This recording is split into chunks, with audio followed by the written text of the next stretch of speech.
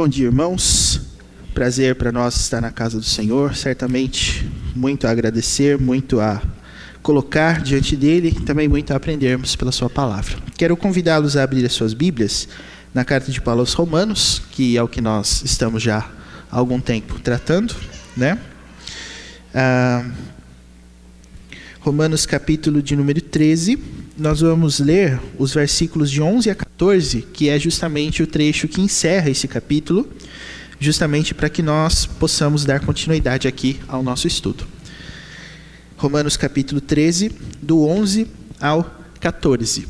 Quero convidar você então para que nós estejamos lendo esse texto e dando continuidade ao momento de aula, para que tenhamos aqui proveito em estudar os nossos textos. Romanos 13, do 11 ao 14. Eu vou ler e eu vou pedir para que todos estejam acompanhando nas suas Bíblias. Nos diz assim a palavra do Senhor: E digo isto a vós outros que conheceis o tempo. Já é hora de vos despertardes do sono, porque a nossa salvação está agora mais perto do que quando no princípio cremos. Vai alta a noite, e vem chegando o dia. Deixemos, pois, as obras das trevas e revistamo-nos das armas da luz. Demos dignamente, como em pleno dia, não em orgias e bebedices, não em impudicícias e dissoluções, não em contendas e ciúmes, mas revesti-vos do Senhor Jesus Cristo. E nada disponhais para a carne no tocante às suas concupiscências. Amém. Vamos ler o versículo 12 novamente, irmãos, e esse é o versículo que nós vamos guardar também para lermos aqui ao final, tá bom? Então, leiamos e guardemos versículo 12. Vamos lá? Vai alta a noite e vem chegando o dia. Deixemos, pois, as obras das trevas e revistamo-nos das armas da luz. Oremos mais uma vez. Vamos orar? Grandioso Deus, nós mais uma vez nos colocamos diante da Tua presença com o coração grato por todas as Tuas bênçãos, por tudo aquilo que o Senhor nos faz e também pela oportunidade de estarmos mais uma vez na Tua casa, a fim de podermos consagrar a Ti este dia, as nossas vidas, as nossas mentes e corações. Que a Tua palavra, Deus, possa ser plantada eficazmente em nós e assim frutificar, e que este fruto glorifique o Teu nome e contribua para que o Teu reino seja expandido. Eu peço isso a Ti, pedindo também, ó Deus, que o Senhor nos dê graça para expormos e recebermos a exposição da Tua palavra nesta manhã. E que este seja um período de bênção para as nossas vidas, um momento de consolo, um momento de conforto, como só o Senhor, por meio da Tua palavra, nos pode conceder. É o que nós te pedimos, em nome de Jesus. Amém. Meus irmãos, no ano de 2015, quando nós fizemos um acampamento em conjunto com as federações de mocidade e com as mocidades locais aqui da igreja, nós promovemos um encontro pós-acampamento lá na Betânia. Na época eu era o pastor lá, e o nosso pregador usou exatamente esse texto para poder falar aos nossos corações. Eu me lembro que ele fez um slide assim, que se lia no título, em letras garrafais, Acorda, porque o tema do nosso acampamento na época era Chega. Então a gente falou sobre um monte de coisa que nós entendíamos que era importante que cessasse, para que nós lutássemos para que acabasse. E a partir do momento em que nós saímos, o tema foi Acorda. E eu só não digo o nome dele porque ele está presente aqui, esse pregador, tá? Depois os irmãos vão saber quem é. Mas a dica é que em um momento ou outro da aula ele vai pedir a palavra para falar alguma coisa, tá? Depois os irmãos vão saber quem é essa figura que o profeta está apontando aqui nessa manhã. O que me chamou a atenção de imediato foi justamente o fato de que o chamado para o acordar veio depois do acampamento. Ele também foi pregador lá, e em momento nenhum nós tivemos uma exposição como aquela que ele trouxe depois. E essa é uma das coisas que eu mais gosto na palavra de Deus.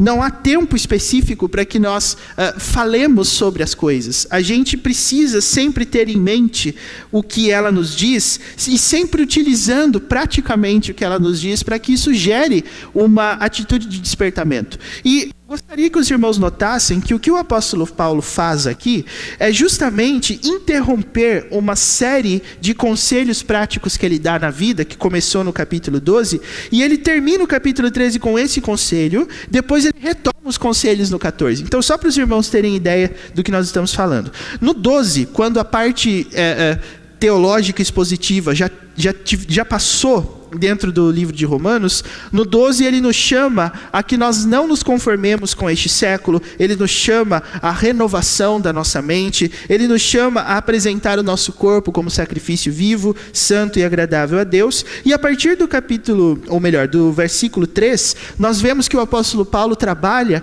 em prol desses conselhos práticos, que tem como norte exatamente o que nós precisamos fazer para renovar a nossa mente, para experimentar a vontade de Deus. E aí ele fala sobre a igreja, fala sobre o corpo nos versículos de 3 a 8, fala sobre amor sem hipocrisia nas suas várias manifestações a partir do versículo 9. E aqui, olha só, parece aleatório, parece, mas não é.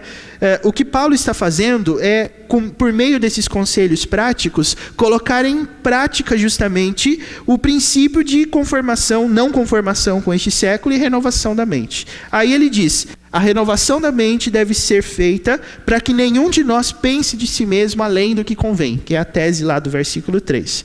E depois ele começa a falar, por exemplo, quando nós encontramos aí dos versículos de 9 a 21, falar sobre nós sermos hospitaleiros, compartilhar as necessidades dos santos, alegrar com os que se alegram, chorar com os que choram, ter o mesmo sentimento uns para com os outros, em lugar de sermos orgulhosos, condescendei com o que é humilde.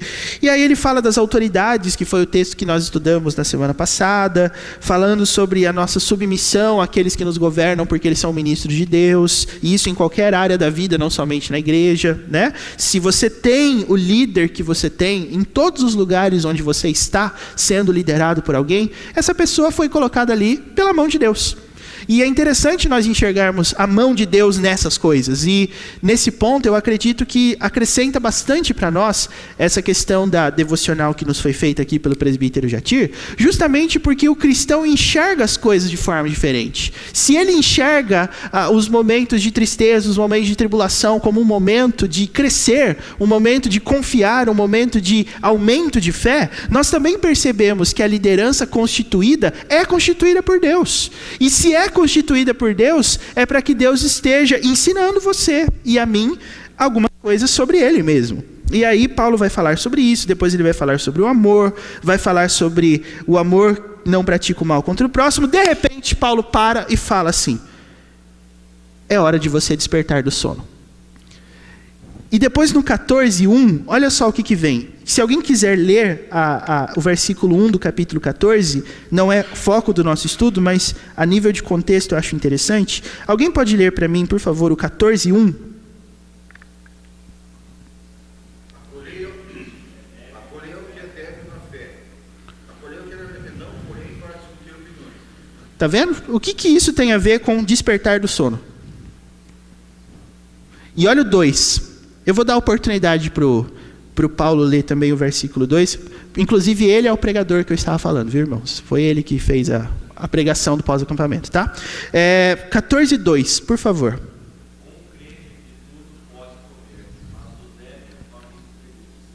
Você viu como é que esse versículo 2 termina? A gente não tem adolescente aqui, né? Mas o débil come legumes. Tá vendo? O que isso tem a ver com já é hora de vos despertardes do sono? Parece que o apóstolo Paulo estava escrevendo, de repente ele, viu gente? E não esqueça de acordar, porque o tempo está chegando e tal. Depois ele volta. Acolhei o que é débil na fé, um crente de tudo pode comer, o débil come legumes. Esse do débil come legumes fica para a semana que vem, tá? Depois você vai saber o que Paulo está querendo dizer com isso.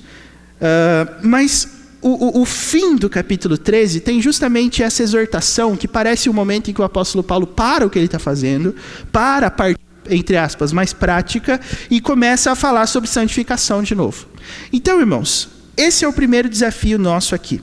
O que todos esses conselhos práticos que Paulo está dando antes e vai passar a dar depois novamente, tem a ver com isso que ele diz no versículo 11, já é hora de vos despertardes do sono. Então, de duas uma, ou nós estamos dormindo, assim como o apóstolo Paulo nos manda acordar, ou nós estamos olhando para tudo isso e pensando assim, entendi. Eu sei onde Paulo quer chegar. Eu sei o que ele quer chegar. Então, se alguém quiser colocar diante de nós alguma ideia aqui, fique à vontade. O que Paulo quer fazer com isso, com essas palavras aqui? Parece que Paulo muda o foco da santificação em todos os textos ao redor. Mas aqui ele volta. E, obviamente, ele não fez isso sem propósito algum. O que Paulo intentava com isso? E, irmãos, é impressionante isso. Em toda a palavra de Deus, nós não vamos deixar de ouvir sobre santificação em momento nenhum. Paulo considera o pecado um inimigo mortal. Paulo considera o pecado um inimigo que deve ser vencido, que deve ser combatido. E isso nunca vai ter alívio na palavra de Deus. Em todos os textos você vai ver alguma coisa que tem a ver com isso. E apenas para que você não fique solto nessa ideia, veja, por exemplo, eu vou pedir para você marcar aí o texto de Romanos e voltar comigo lá no livro dos Salmos, e a gente vai ler um dos salmos mais lindos da Bíblia, que é o Salmo 139. Vai lá para o Salmo 139, por favor. Quero mostrar uma coisa para você nesse texto. O Salmo 139 é um salmo que fala sobre a beleza do ser de Deus, sobre as características maravilhosas que Deus tem quando Ele é onisciente, quando Ele é onipresente, quando Ele é onipotente, né? E olhe só qual que é a tendência dos autores bíblicos, até quando eles falam de temas que não são propriamente ligados ao pecado e todas essas coisas assim. Ele sempre vai aparecer. E eu vou mostrar para você que jeito que isso acontece aqui. Vamos pegar um trecho desse salmo para que nós leiamos e tenhamos essa noção. Vamos fazer o seguinte, irmãos. Comece a ler comigo a partir do versículo 13 desse salmo. Quer ver só? Salmo 139, 13 em diante. Eu vou ler e aí eu vou pedir para você ir acompanhando a leitura comigo. Pode ser? Vamos lá. Pois tu formaste o meu interior, tu me teceste no seio de minha mãe. Graças te dou, visto que por modo assombrosamente maravilhoso me formaste. As tuas obras são admiráveis e a minha alma o sabe muito bem. Os meus ossos não te foram encobertos, quando no oculto fui formado e entretecido como nas profundezas da terra. Os meus olhos me viram a substância ainda informe, e no teu livro foram escritos todos os meus dias, cada um deles escrito e determinado, quando nenhum deles havia ainda. Que preciosos para mim, ó Deus, são os teus pensamentos, e como é grande a soma deles. Se os contasse, excedem os grãos de areia. Contaria, sem jamais chegar ao fim. Tomara, ó Deus, desses cabo do perverso. Apartai-vos, pois, de mim, homens de sangue. Percebeu? Mudou. Deus está sendo descrito aqui como alguém maravilhoso, que faz coisas maravilhosas, que é soberano e é poderoso de um jeito maravilhoso, porque o exemplo maior do poder de Deus para o autor desse salmo, que é Davi, é justamente o fato de que ele era formado no ventre da mãe dele. Ele estava ali sendo formado por Deus quando ainda não era uma pessoa completa, quando ainda era apenas um fetinho. É claro que eles não tinham conhecimento científico naquela época para falar esses termos técnicos, mas o que Davi reconhece é justamente o fato de que Deus estava lá, por trás desse processo de gestação. Ele diz no versículo 13 bem claro: tu me teceste no seio de minha mãe. E peguem aí as mulheres habilidosas com as mãos, tecer. O que é o ato, essa palavra tecer nos diz? O que é tecer?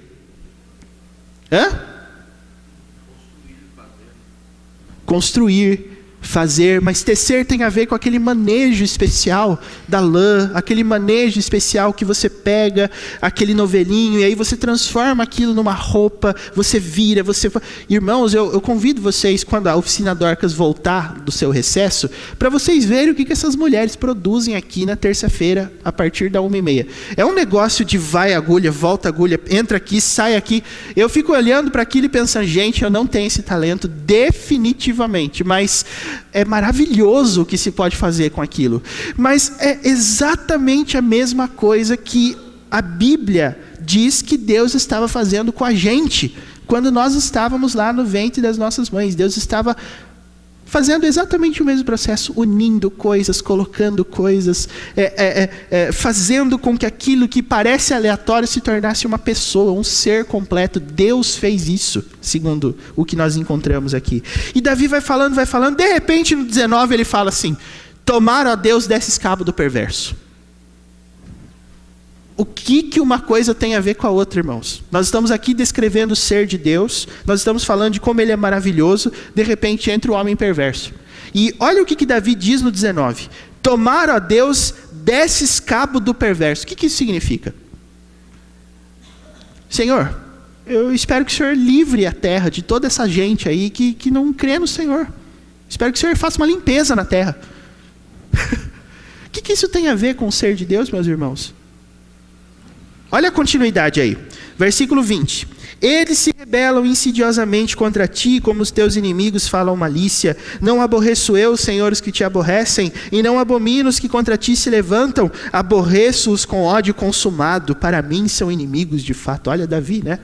Aí Davi termina do jeito que todo mundo sabe. Sonda-me, ó Deus, e conhece o meu coração. Prova-me e conhece os meus pensamentos. Vê se há em mim algum caminho mau e guia-me pelo caminho eterno. Esse 23 e o 24, a gente até tem uma certa intimidade com ele, porque a gente sempre fala dele, né? Mas quando a gente pega o contexto, eu acho que é bem lógico nós pensarmos o seguinte: se Davi conhecia mesmo e adorava esse Deus maravilhoso, Davi tinha uma preocupação: eu não quero ir contra os princípios desse Deus. Então, olha o que Davi faz. Do 1 até o 18, Davi está falando só sobre Deus. Só. Sobre mais nada. Sobre as obras de Deus, sobre o ser de Deus, sobre quem Deus é. Aí no 19 ele fala sobre o homem perverso. E o que isso nos diz? Isso nos diz que Davi reconhece nas obras de Deus santidade e justiça. E isso significa que tudo que Deus faz, por mais maravilhoso que seja, mostra não só o como ele é grandioso e poderoso, mas mostra o quanto ele é santo e o quanto ele é justo. E isso quer dizer, meus irmãos, que Davi reconhece o Deus bom, Davi reconhece a existência do mal no homem e termina o salmo dizendo assim: Senhor, eu não quero ser um homem mau, por isso, sonda o meu coração. Toda adoração ao Deus bendito, meus irmãos, precisa estar acoplada, precisa estar junta com uma atitude de reverência e também com uma atitude de reconhecimento. Nós devemos adorar ao Senhor motivados pelo desejo de louvá-lo de maneira santa, confiar nele de maneira santa. É o que nós encontramos durante toda a Bíblia. Então o que Paulo faz não é uma coisa aleatória, não é uma coisa diferente, mas todos os autores da Bíblia fazem isso. E é exatamente isso que eu queria que você enxergasse no texto. Olha só, Davi descreve o ser de Deus, Davi fala sobre o homem perverso, e Davi termina refletindo: Senhor, eu quero que o Senhor me sonde, porque eu quero que o Senhor veja se tem em mim algum caminho mau, e me tire desse caminho mau, e me guie pelo caminho eterno. Então Davi tem essa preocupação. Davi exalta Deus, Davi louva Deus, Davi adora Deus, e a adoração verdadeira. Veja como as coisas são interessantes na Bíblia. Quando Jesus fala sobre adoração, como que Jesus descreve a adoração verdadeira lá em João 4? Como que ela tem que ser? Lembra? Vem a hora, e já chegou a hora em que o Pai está procurando os seus adoradores, e eles o adoram em espírito e em verdade. O que isso quer dizer, irmãos? O que é adorar a Deus em espírito e em verdade? 23. Sonda-me, a Deus, e conhece o meu coração. Prova-me e conhece os meus. Vê se há em mim algum caminho mau e guia-me pelo caminho eterno, ou seja, verdadeiro. Adoração em espírito e em verdade está comprometida com isso. Deus, eu estou aqui diante do Senhor para o Senhor passar a peneira em mim, para o Senhor tirar um raio-x da minha vida, do meu coração, e se tiver alguma coisa errada, muda. Essa é a adoração que agrada ao Senhor, meus irmãos. A gente não pode fugir disso, tá? Então, por que eu li o Salmo 139? Para mostrar para você que o que Paulo está fazendo em Romanos não é estranho. Todos os autores bíblicos, e a gente não tem tempo de passar por mais autores, mas todos eles fazem a mesma coisa. Todos eles estão falando a respeito de quem Deus é, todos eles estão falando sobre temas comuns da vida cristã. De repente eles param e falam assim: eu preciso saber se eu estou fazendo o que eu estou dizendo que precisa ser feito. Paulo, meus irmãos, então, em Romanos, ele não dá todas as ordens e depois ele encerra a carta.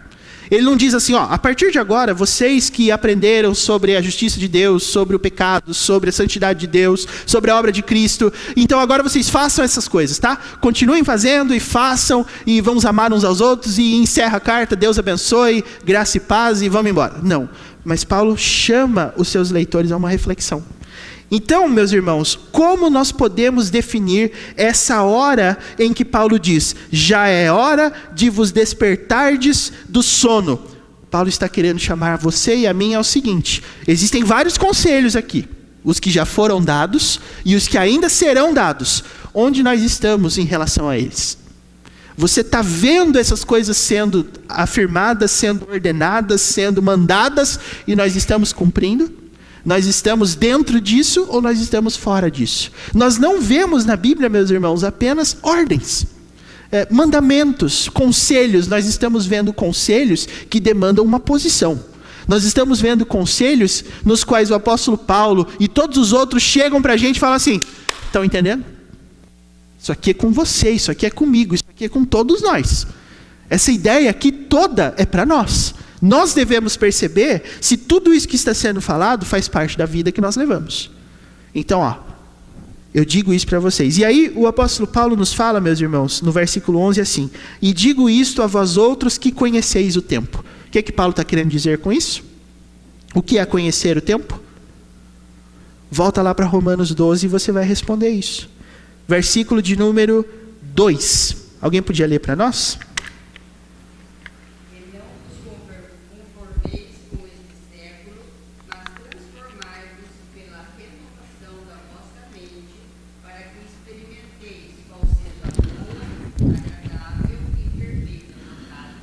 Dona Circe, a senhora me permite usar a senhora como cobaia?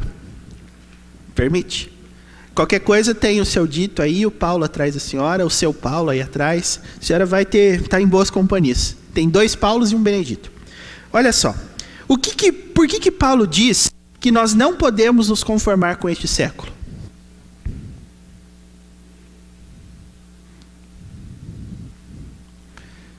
Outra pessoa pode responder também, se quiser. É que a dona Circe leu, então eu comecei por ela, né? Por que Paulo diz que a gente não pode se conformar com este século, meus irmãos?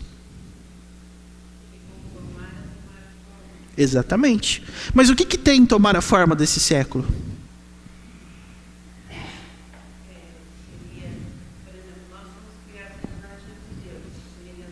Sim.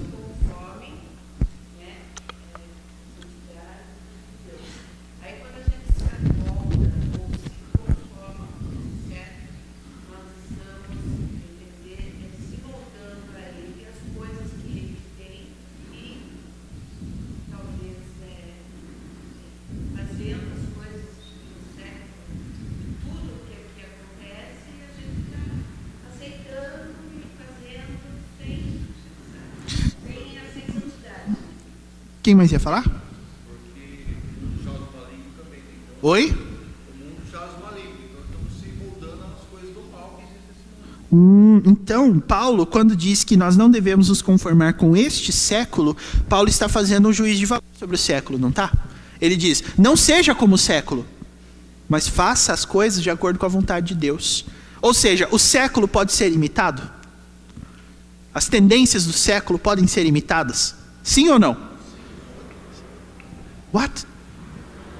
As tendências do século podem ser imitadas?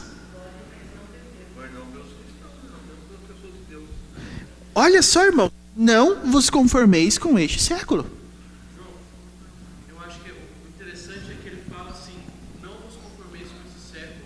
Ele usa a palavra se conformar, tomar a forma. Sim. Mas quanto aos cristãos ele diz: mas transformar-vos. Existe uma diferença entre transformar e se conformar. Claro. Conformar é tomar forma. Transformar é ter outra forma. Não é? Totalmente diferente. Totalmente diferente. Então, se nós não devemos nos conformar, mas devemos transformar, o que este século tem para nós? Coisas boas ou coisas ruins? Coisas ruins. Aí Paulo vai lá e usa uma outra palavrinha, mas que tem o mesmo contexto no 13. Eu digo isso para vocês que conheceis o tempo, que conheceis o século, que conheceis a época. Vocês estão vivendo numa época boa? Sim ou não? Sim ou não? Não.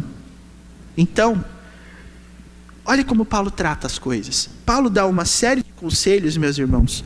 Paulo fala sobre aspectos práticos, Paulo fala sobre amor, Paulo fala sobre submissão às autoridades, e isso para ele é uma forma de você ir contra as coisas deste século.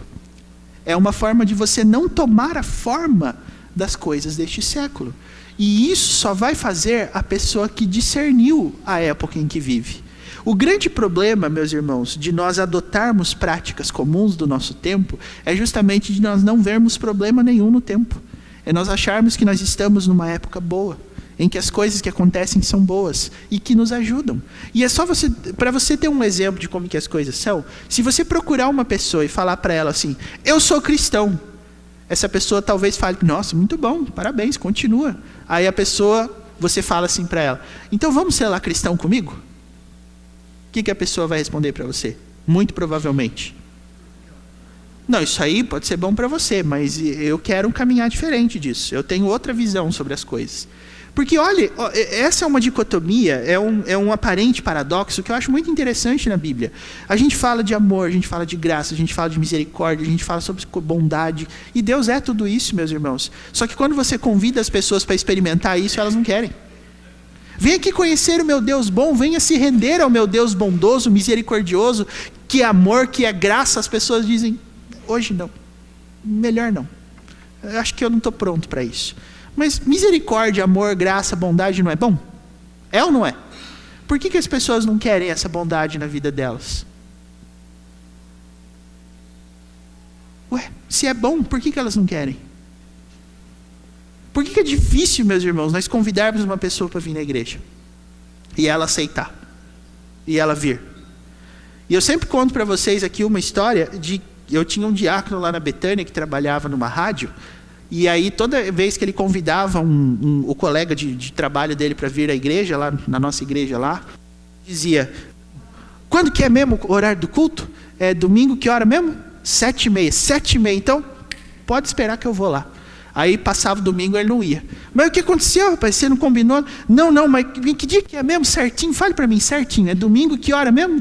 É 7h30, 19h30. Não é da manhã, é da noite. Ah, tá. Então pode esperar que...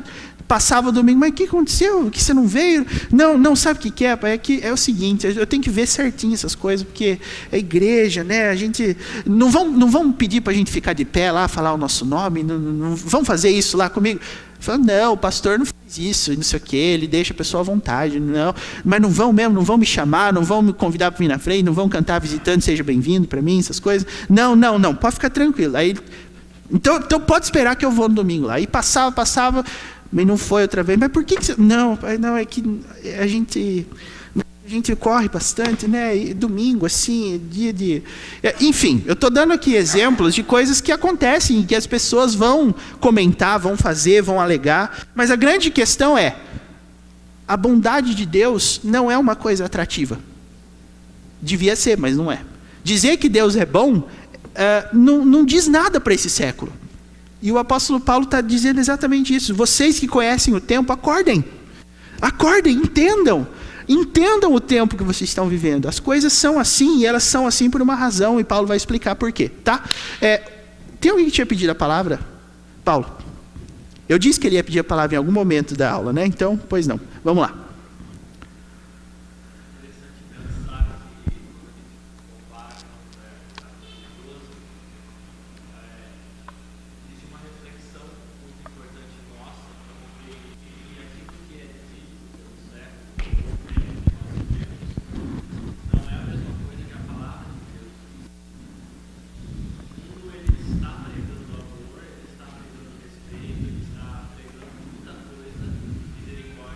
Mas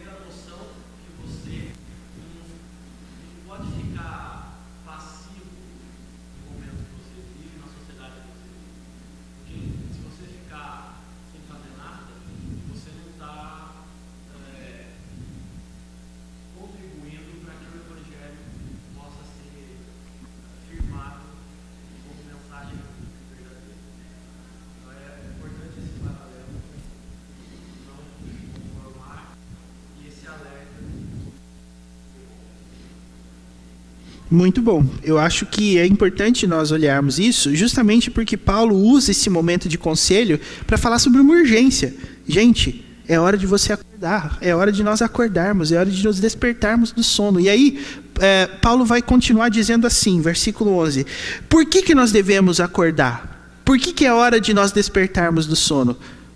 Alguém pode ler a continuidade do 11 para nós? Porque a nossa salvação está agora mais perto do que quando no princípio cremos. O que quer dizer com isso? Nós devemos acordar, nós devemos despertar do sono. Por quê? Porque Jesus está voltando.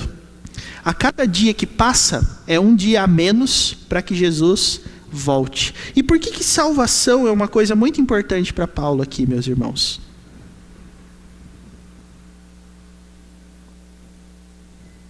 Por quê? Eu vou tentar deixar esse princípio claro com uma pergunta que pode parecer trágica, tá? Pode ser que eu seja mal interpretado, como quem diz assim, nossa, por que o pastor está perguntando isso? Mas eu vou perguntar mesmo assim, correndo esse risco, tá? De chocar você e de você fazer... Mas é uma coisa que eu vou ter que perguntar mesmo. Quem aqui gostaria de ir encontrar com Jesus hoje? Pode levantar a mão, não vou ver. Tá gravado lá em cima, ó. Não estou vendo nada. Quem aqui gostaria de levantar e falar assim, olha, Jesus, me leva hoje? Não estou vendo nada, sério. Não estou vendo. Pode abaixar as mãos aí. Pode abaixar. Eu não sei quem levantou a mão, eu não sei quem não levantou, mas uma coisa eu sei, alguns não levantaram. Certo ou errado? Pois é. Por que a gente não quer ir para o céu ainda hoje? Quando eu era criança, eu aprendi uma música na escola dominical, que eu acho que o pessoal mais antigo aí vai lembrar também, e aí estamos juntos nessa antiguidade, né? O céu é um lugar maravilhoso, cheio de glória e gozo. Lá hei de ver o meu Salvador. O céu é um lugar maravilhoso. Inclusive, quando eu aprendi essa música, dividia os homens fazendo baixo e as mulheres fazendo soprano e tal. Ficava um coralzinho interessante, bonito. Isso quer dizer, meus irmãos, que nós reconhecemos que o céu é exatamente desse jeito. Um lugar lindo, ótimo, maravilhoso, grandioso. E lá nós vamos ver o nosso Salvador. Mas eu não queria ir para lá hoje. Eu não consigo entender isso. E é exatamente isso que eu gostaria de passar para você. O que é que impede você de pedir para que Jesus te busque hoje? E aí você vai perceber que essa tendência, meus irmãos, é uma tendência muito séria, porque teve um momento na vida de Jesus em que ele estava crucificado. Você lembra o que aconteceu na crucificação de Jesus? Você estava lá, Jesus e duas outras pessoas, dois outros ladrões, né? O que um dos ladrões disse para Jesus mesmo? O ladrão arrependido, no caso, porque tinha dois, né? O ladrão arrependido disse o que para Jesus? Senhor, lembra-te de mim quando entrares no teu reino. O que Jesus disse para ele? Hoje mesmo, você vai estar comigo no paraíso. Hoje. E quando o Salvador do mundo fala isso, nós notamos não só uma questão de ênfase, mas uma questão assim de peso. Quem está falando isso é o Salvador do mundo. É o cara que pode te levar para lá. Ele diz, hoje. Hoje você vai estar comigo. E o que o outro ladrão faz?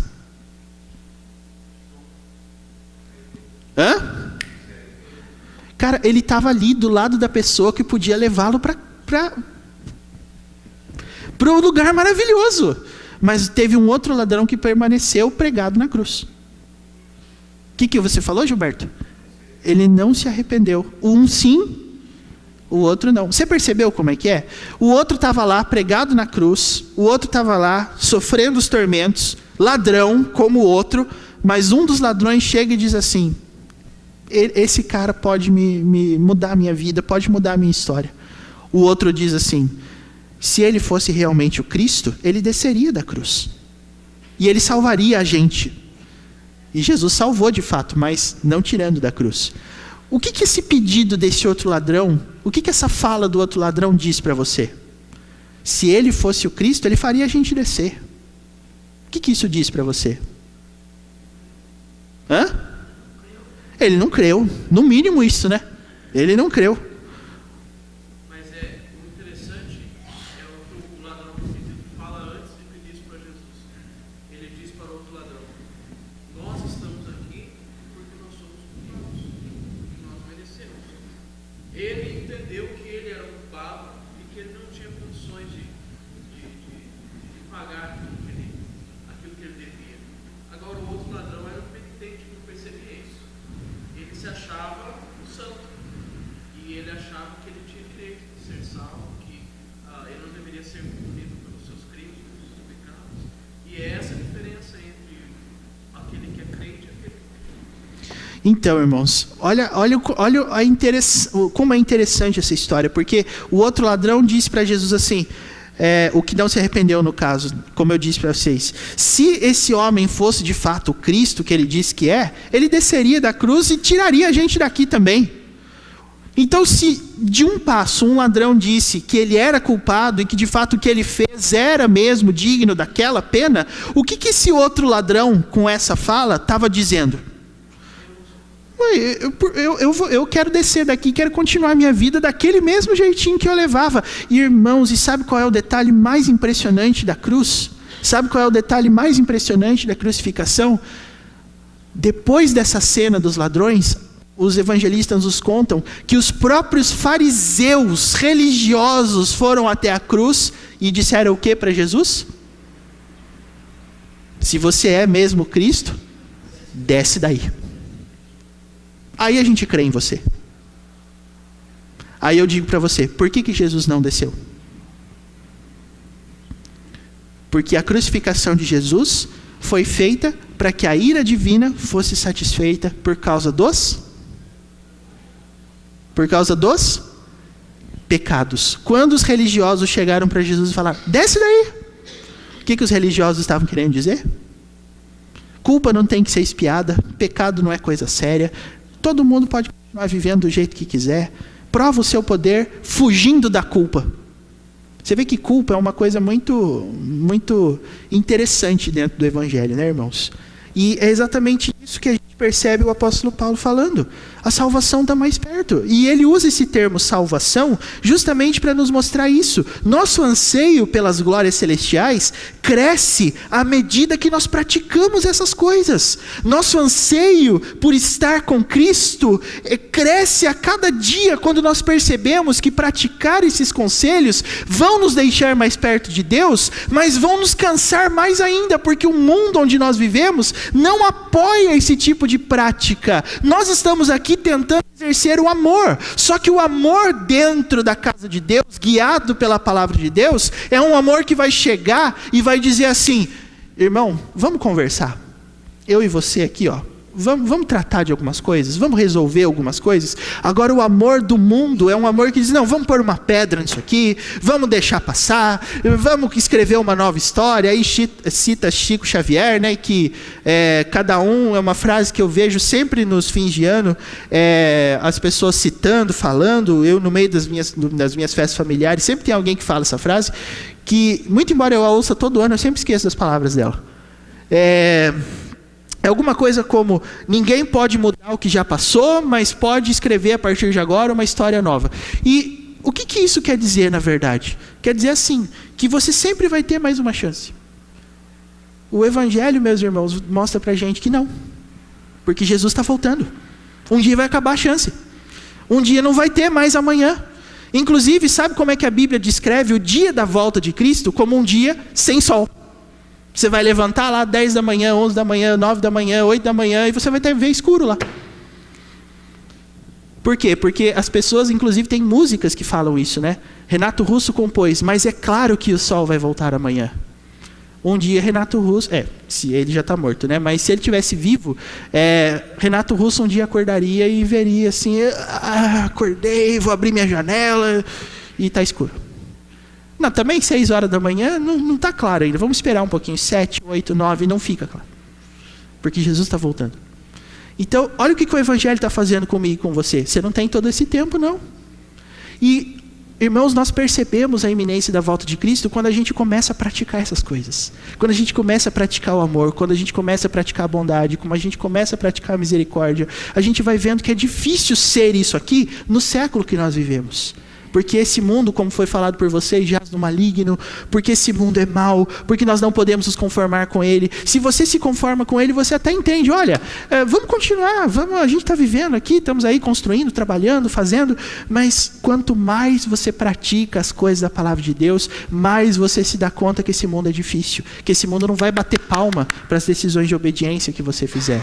Se os adolescentes estivessem aqui, eu perguntaria para eles, é fácil ser santo nesse mundo? Se os mais jovens, a gente tivesse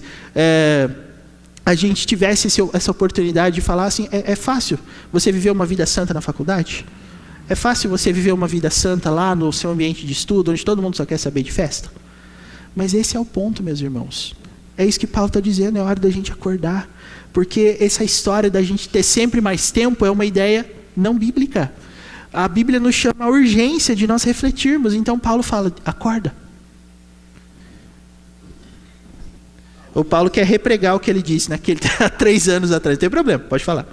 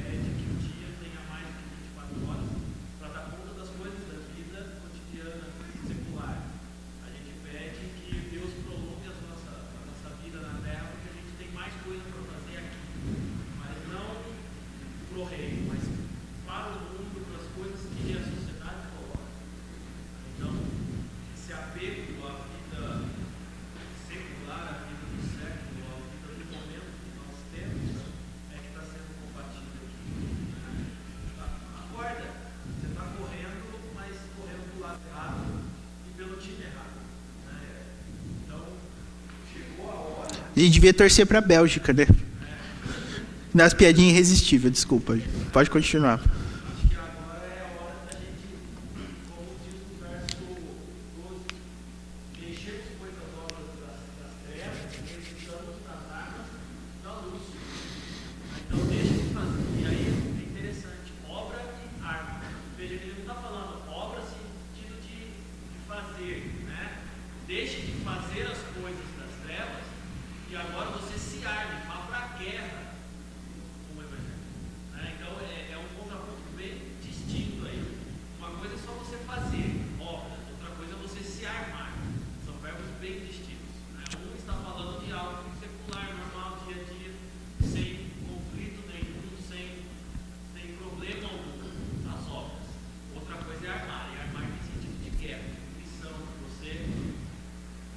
Se preparar. Matar ou morrer.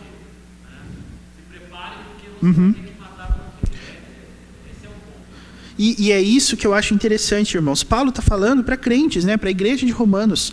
Paulo não está pressupondo que aqueles irmãos estão fazendo coisas horríveis ou que eles estão pecando assim à torta e à direita, mas o que Paulo está dizendo é assim, não descuida.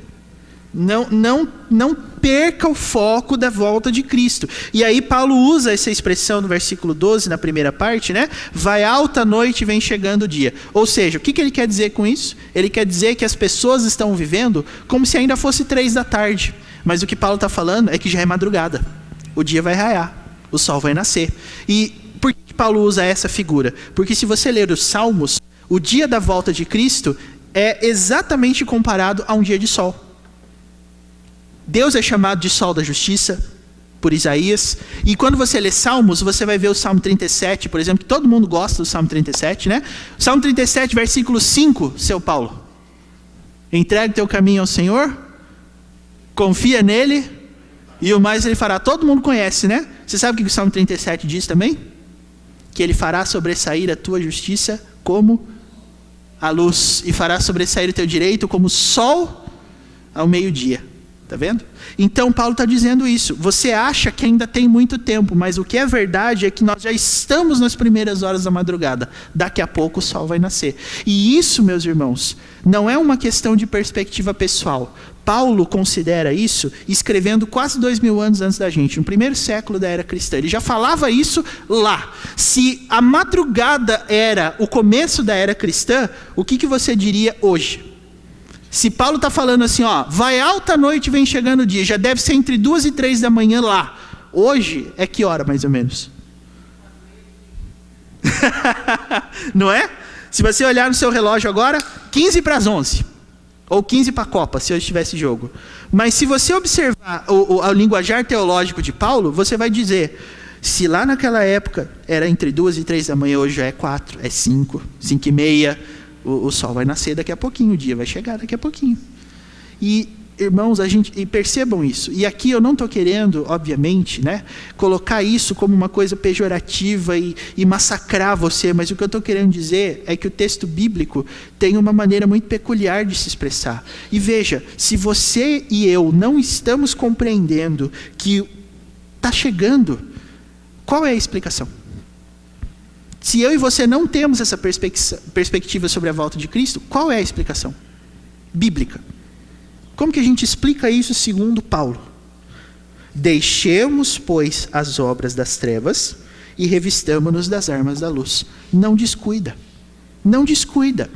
Santificação, ela é batalha, é luta. Nós devemos lembrar disso. O pecado é um inimigo. E olha só, gente, quando eu digo aqui pecado, obviamente que eu não estou falando só de um sistema onde você faz alguma coisa errada. Eu não estou falando aqui de quebra de lei, mas nós já pregamos no domingo aqui. Pecado é qualquer tipo de expectativa contrária ao que Deus disse na sua palavra.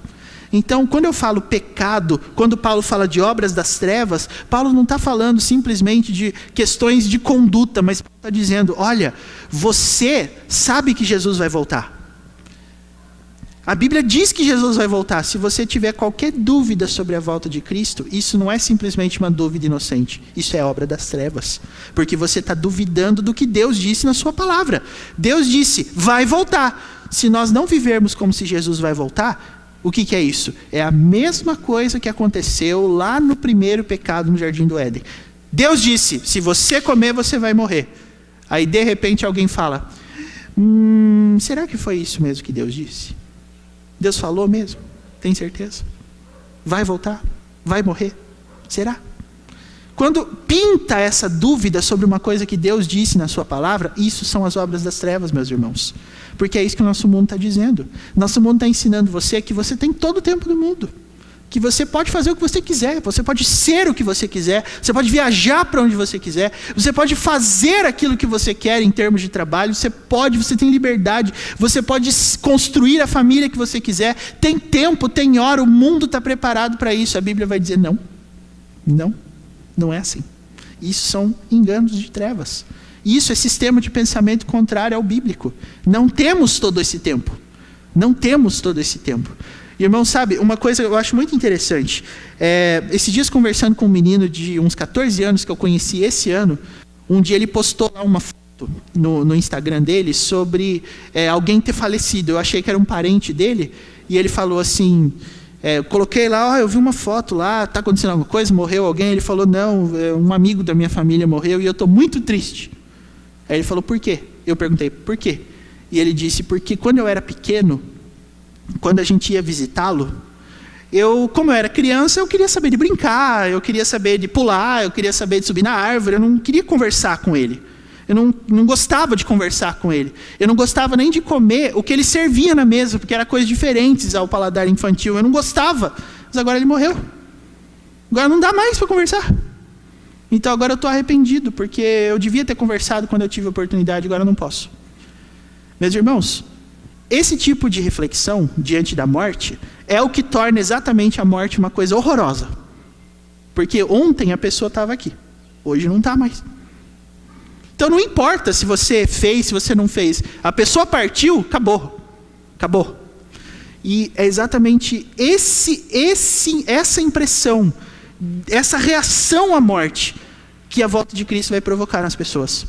A Bíblia diz na Apocalipse que vai ter muita gente querendo que os montes caiam sobre a cabeça delas para que elas não vejam a ira do Senhor.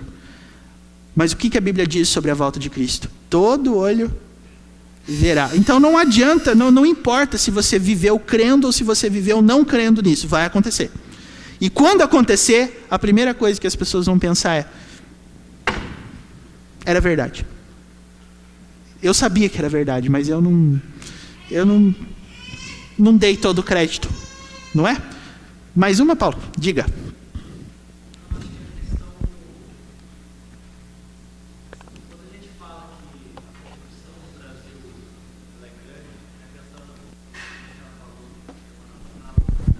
Uhum.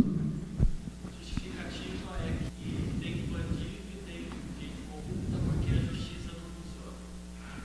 Então, achar que não funciona, eu vou roubar, vou matar, porque eu vou ser preso. Isso eu disse. E no meio do evangelho a gente pode pegar a versão gospel e pensar assim, eu vou continuar fazendo isso porque Jesus não voltou. Eu acordei de novo, a vida continua, e eu vou acordar amanhã de novo, e Jesus não vai voltar, então a gente perde exatamente o ponto de que, olha, vai acontecer. Quando eu coloco em xeque isso, o resto não importa mais. Eu abro mão de qualquer valor. Por quê? Porque vai ter tempo, né? A coisa não é urgente, não é necessária para ontem. Ela pode acontecer hoje, pode acontecer depois, então tem que ter tempo, né? E o maior mentira do mundo é que você tem qualquer tempo do mundo para poder fazer o que você quiser. Na verdade, você não precisa nem se limitar a essa vida, porque se precisar, você pode ter outra vida ainda. Né? Algumas religiões pregam exatamente isso. Você pode ter outra vida para conseguir fazer isso. Se não deu conta nessa, vai ter outra para você fazer. E vão ter tantas quantas forem necessárias para que você transforme. Então, para que urgência? Para que necessidade de mudar agora? Eu vou agora desfrutar. Né?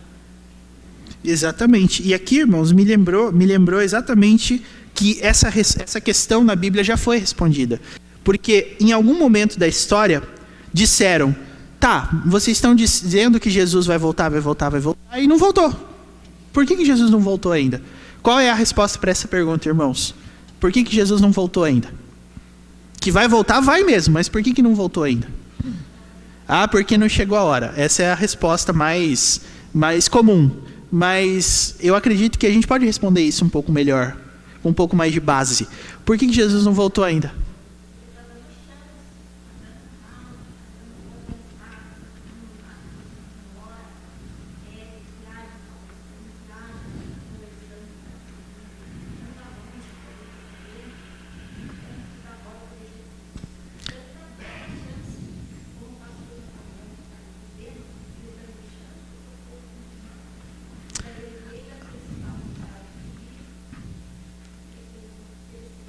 Dizem que brasileiro, meus irmãos, gosta muito de ver gol. Quando a gente está passando assim, na frente de algum lugar que tem uma televisão ligada, tem gol passando, a gente para e assiste. Eu digo que isso é verdade, porque eu acabei de assistir um golaço aqui agora. Dona Aida fez um gol de bicicleta de fora da área, num cruzamento. E olha, o próprio apóstolo Pedro respondeu essa pergunta exatamente assim. Se você quer uma resposta para essa pergunta, do porquê que Jesus não voltou ainda, 2 de Pedro 3, 8 e 9 e 10. Mas eu vou ler só o 8 e o 9, tá? Há todavia uma coisa, amados, que não deveis esquecer, que para o Senhor um dia é como 1000 anos e 1000 anos como um dia. Não retarda o Senhor a sua promessa, como alguns a julgam demorada. Pelo contrário, ele é longânimo para convosco, não querendo que nenhum pereça, senão que todos cheguem ao arrependimento. Ou seja, Pedro está explicando a circunstância do não retorno de Jesus na seguinte perspectiva: chance. Mas veja, essa é a explicação bíblica. Deus está dando chance. Um dia vai acabar a chance. Mas a explicação mundana e pecaminosa é a seguinte: mas por que precisamos de pressa? Jesus não voltou ainda. Dá tempo. podemos permanecer assim, desse jeito. Vamos seguir, vamos caminhar. Até o ponto em que você mesmo vai se perguntar, mas será que Jesus vai voltar mesmo? Veja, a Bíblia está explicando por quê, mas a explicação que nós damos é outra. Não é que Deus está sendo longânimo, não é que Deus está te dando chance do arrependimento. Não, eu posso continuar desse jeito. Tem gente que acha isso, né? Por exemplo, se você conversar com uma pessoa viciada e pedir para ela largar o vício dela, ela vai dizer coisas do tipo assim: mas tá um monte de gente por aí que faz tudo isso e não morre. Tem um monte de gente que faz tudo isso aí e não acontece nada. Mas por que eu tenho que parar de fumar? Até hoje nunca tossi na minha vida. Por que eu tenho que parar de beber? Nunca tive cirrose, meu fígado está perfeito, está tudo jóia, está tudo certo. É assim que as pessoas reagem, né, irmãos? Agora, a Bíblia dá uma outra explicação para isso. Um dia vai acabar a chance. Vai acabar a chance. Deus é longânimo, mas um dia vai acabar a chance. É interessante que, vendo aí das experiências, ele fala que há pessoas que dizem que tudo voltou até agora. Daí ele lembra que houve um dia em que havia céus e terra, e as pessoas continuaram vendo suas vidas até que um dia veio de novo. Sim. A história da Arca de Noé. Noé continuou pregando por 100 anos a respeito disso. O que é interessante é justamente isso. A história de Noé, né? Pedro cita. 100 anos construindo a arca porque vai chover. Não, mas chover. Imagina, ao dia lindo, maravilhoso, não caiu uma gota de chuva. Em 100 anos não caiu chuva. Como é que vai chover? Chover. Aí a arca fica pronta. Noé entra na arca com 1 semana. Até Deus fechar a porta. Ou seja, a porta da arca ficou aberta. Não é que quando a arca ficou pronta, Noé entrou e Deus fechou a porta. Não, o texto de Gênesis deixa muito claro. Deus abriu a porta, Noé entrou, sua família entrou, os animais entraram. Ficou lá, 1 semana. Ninguém entrou, Deus fechou, caiu o dilúvio. Essa é a melhor metáfora para a igreja, irmãos. A porta da arca ali, ó, está aberta. Tem hora que os diáconos fecham, mas porque está frio, não é porque Jesus já voltou. Mas tem hora que você vai ver lá a portinha da arca fechada, mas se você der uma batidinha lá, vão abrir para você. Mas está ali, ó, está aberta. Por que as pessoas não entram? É porque exatamente na mente delas é essa mentalidade. Não, Jesus não vai voltar. Tem tempo ainda. Essas coisas a gente tem que ter calma. As pessoas falam, não pode ser tudo correndo. Irmãos, é urgência. A mensagem bíblica é uma mensagem de urgência, tá? Aí Paulo vai continuar no versículo 13 dizendo assim: andemos dignamente, como em pleno dia. Tá vendo? Paulo diz, se comporte como se nunca tivesse noite. Se comporte como se não tivesse escuro. Se comporte como se você pudesse ser visto e contemplado em todos os momentos. Não em orgias e bebedices, não em impudicícias e dissoluções, não em contendas e ciúmes, mas revestivos do Senhor Jesus Cristo, e nada disponhais para a carne no tocante às suas concupiscências. Então, Paulo usa aqui a palavra concupiscências para nos lembrar do seguinte: você sempre vai ter anseios, você sempre vai ter desejos, você sempre vai ter aqueles pensamentos. Não, Jesus não vai voltar. Mas Paulo diz, não disponha nada para eles. Não dê o seu corpo para eles. Não dê sua mente para isso. Resista a isso. Pense nisso. E sempre haja como se você estivesse em pleno dia. E eu acho, irmãos, que nada mais, nada menos, nós podemos dizer e explicar o que o apóstolo Paulo está fazendo com todos esses conselhos aqui, dizendo assim, Paulo está nos ensinando a viver em pleno dia. Paulo está nos ensinando a viver ao meio-dia. A vida ao meio-dia. Olha que tema de sermão legal, né? Como que é a vida ao meio-dia? A vida às claras. É assim, desse jeito que Paulo está descrevendo. Agora, se você quer viver nas trevas, e é exatamente aí que eu acho interessante Paulo falar assim, ó, andemos dignamente como em pleno dia, não em orgias e bebedices, não em impudicícias e dissoluções. Até se você quiser um sinônimo aí, impundicícia é uma palavra que não é comum a gente usar, mas ela tem como seguinte sinônimo a questão de imoralidade, tá? E dissolução é a mesma coisa. A gente é acostumado a pensar em dissolução como aquele chocolate em pó, aquele leite em pó, que quando você mistura com água vira alguma coisa, porque se dissolve. A ideia de dissolução nesse contexto aqui é libertinagem, é desvanecer, é quando você se gasta, quando você se entrega a tal ponto da sua mente e o seu corpo serem cada vez mais dominados por aquilo. E, irmãos, o que o apóstolo Paulo está dizendo aqui, basicamente, é que o pecado vai acabar com o seu corpo. É que o pecado vai usar todas as suas faculdades mentais, todas as suas faculdades físicas e vai acabar com você. É isso que o texto está dizendo. Uma pessoa que vive em pecado não vai ser saudável. Já que você gosta dessa aplicação de fitness e de academia, é só você lembrar o seguinte: vida pecaminosa não deixa ninguém saudável, porque vai acabar com o seu corpo. E aqui eu quero chamar a atenção de vocês para uma coisa. Muito embora corpo seja tudo isso aqui que você está vivendo, é cada vez mais próprio no âmbito da medicina, e eu digo isso porque eu tenho um irmão médico. Agora, as pessoas estão considerando também as questões mentais quando elas fazem diagnóstico. Se você vai no médico hoje, é muito comum quando você fala para ele: doutor, estou com uma dor aqui, não sei o quê. Daí o doutor faz um exame, não constata nada, sabe o que ele vai falar para você? É estresse. Você está preocupado com alguma coisa? Os médicos estão se abrindo para isso hoje em dia, porque, irmãos, você já percebeu o tanto de gente que reclama de depressão hoje em dia? É muita gente. É muita gente. Todo mundo aqui, se você já não teve uma crise pessoal, você conhece alguém que teve. E por que as pessoas têm isso? Existem muitas explicações, mas muitas explicações. Mas um grande fator, e eu não estou querendo legislar sobre o assunto, tá? O que eu estou querendo dizer é que a vida pecaminosa não é não saudável só porque ela vai mexer com as faculdades físicas aqui, braço, pernas, mas porque ela vai mexer com a mente. A depressão é uma coisa profundamente arraigada nas questões mentais, porque tem exatamente esse contexto. Tudo que eu planejei não deu certo. Tudo que eu construí caiu. As pessoas que estavam ao meu lado fugiram. A vida que eu construí não é mais a mesma. Eu ando trabalhando muito. Tem hora que eu quero sumir. Tem hora que eu quero desaparecer. Tem hora que eu não quero mais conversar com ninguém. Isso aí é trabalho mental. Isso é coisa mental. Irmãos, eu creio que o apóstolo Paulo está dizendo é exatamente isso. O campo de batalha do nosso inimigo é a mente. O campo de batalha do pecado, da concupiscência, é a mente. Se você tiver uma mente saudável, voltada para aquilo que inclusive Deus usou o presbítero Jatir para nos falar, se você tiver sua mente voltada para a esperança da glória eterna, se você tiver sua mente voltada para o Senhor, você reage diferente. Vai acontecer? Vai. Vai ter aflição? Vai. Mas eu tenho uma explicação para lidar com essas coisas na mente, na palavra de Deus. Salmo 119, versículo 11. Guardo no coração as tuas palavras para não pecar contra ti. É exatamente isso que acontece.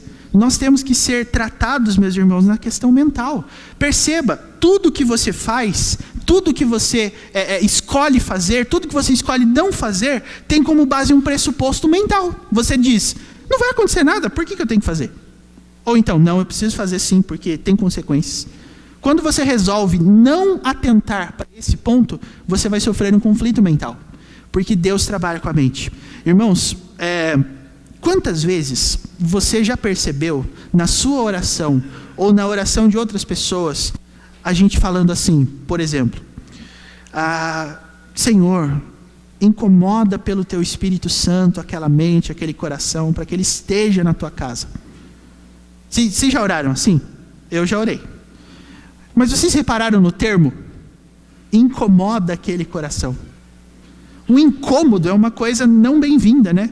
Incômodo é uma coisa que você não quer ter perto de você, porque o incômodo te deixa mentalmente instável. Mas a gente usa essa palavra quando a gente vai orar: Senhor, incomoda aquele coração pelo teu Espírito Santo. O que a gente quer dizer com isso? Aí você vai ter dois caminhos. Ou você, quando orar, não vai mais pronunciar essa palavra, mas vai usar outra. Ou você vai continuar usando, mas agora pedindo e estando ciente do que você está pedindo para Deus, né? O que eu defendo? Eu defendo que você deve orar usando essa palavra assim. Eu acho que é legítimo, super legítimo dizer: Senhor, incomoda aquele coração. O que a gente está querendo com isso, meus irmãos? Respondam para mim. Quem já orou assim deve saber o que está pedindo para Deus, né? Quando a gente fala Deus incomoda aquele coração, o que a gente está querendo dizer com isso?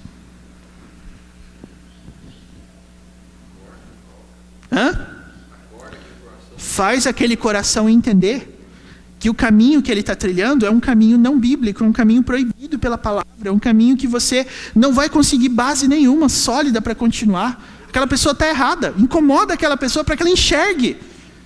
E aí eu queria que você pensasse uma coisa. E falando em incômodo, chegar os adolescentes, né? Que coisa. Mas a grande questão é que quando você pensa numa pessoa incomodando, você pensa numa pessoa, por exemplo, cutucando, falando assim, viu, você já fez?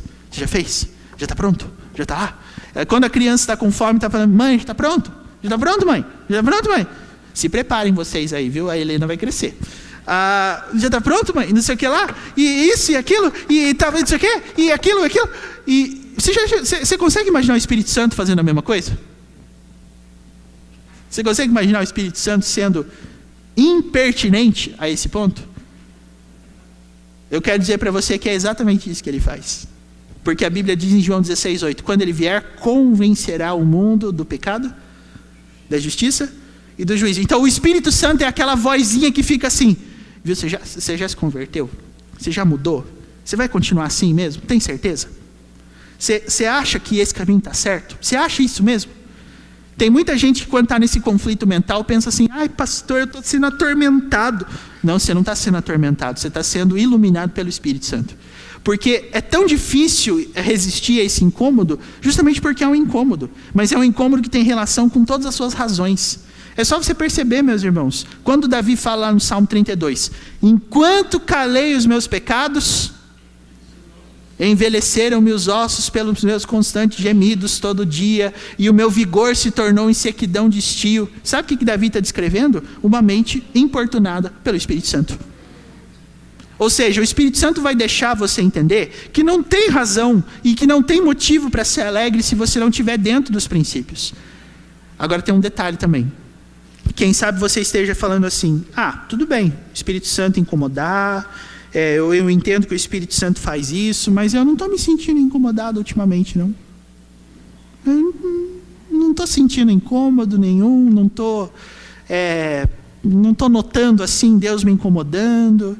Qual que é a explicação para isso, irmãos? Romanos 1. Deus entregou o homem às suas próprias paixões. Então saiba de uma coisa, quando o Espírito Santo está lá enchendo a sua paciência, a sua mente, é porque você é um filho de Deus, Deus ama você. Deus quer trazer você de volta. E quando ele não faz isso? Deus entregou. Então Deus, a partir desse ato, vai ensinar as mesmas lições, só que com outros mestres. Não o Espírito Santo, mas o diabo por meio das coisas do mundo, a sociedade. Mas tenha certeza de uma coisa, Deus vai ensinar as mesmas lições. Quando Jesus Cristo voltar, todo mundo vai olhar e vai pensar assim, entendi. Ele vai ensinar você, querendo ou não. E aí, de novo, eu quero citar, para a gente terminar, uma das histórias mais legais sobre Deus ensinar essas coisas, que é uma história, inclusive, que o nosso irmão presbítero Josivaldo já expôs aqui para a gente. A história de Jonas. O que aconteceu com Jonas? Vai para Nínive. Jonas disse, vou para Tarsis. Onde Jonas terminou a história? Em Nínive. Repleto de suco gástrico de peixe grande, de baleia. Foi vomitado lá. Ele podia ter ido conforme o caminho normal. Pega o barco, vai. Ele fez isso? Não fez. Mas onde ele terminou? Onde Deus queria que ele terminasse. Não pense que com você vai ser diferente. Só que você pode escolher como é que vai acontecer. Se você vai por você mesmo, ou se Deus vai ter que pegar você e colocar lá. Uma das duas coisas ele vai fazer. Deus os abençoe, meus irmãos.